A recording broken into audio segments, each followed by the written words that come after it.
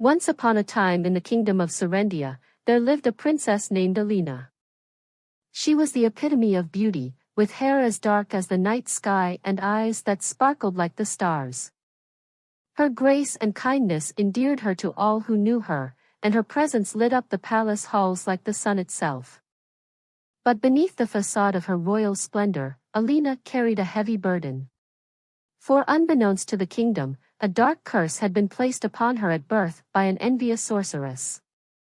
This curse ensured that any man who dared to love her would meet a tragic end.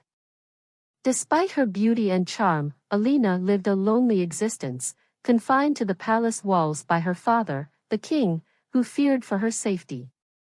Suitors came from far and wide, drawn by tales of her beauty, only to meet their demise in mysterious accidents or sudden illnesses. One day, a young knight named Armin arrived at the palace. He met with the king and said that he is determined to break the curse and win Alina's heart.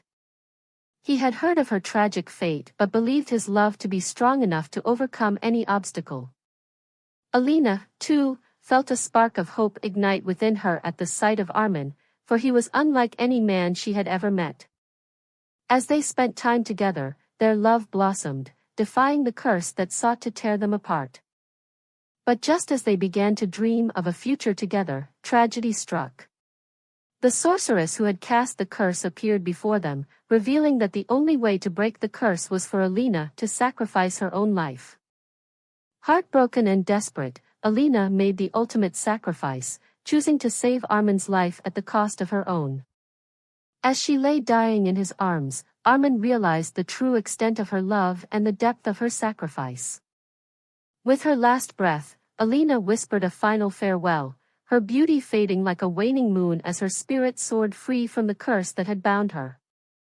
And in that moment, the kingdom of Serendia mourned not only the loss of their beloved princess but also the injustice of her sad fate.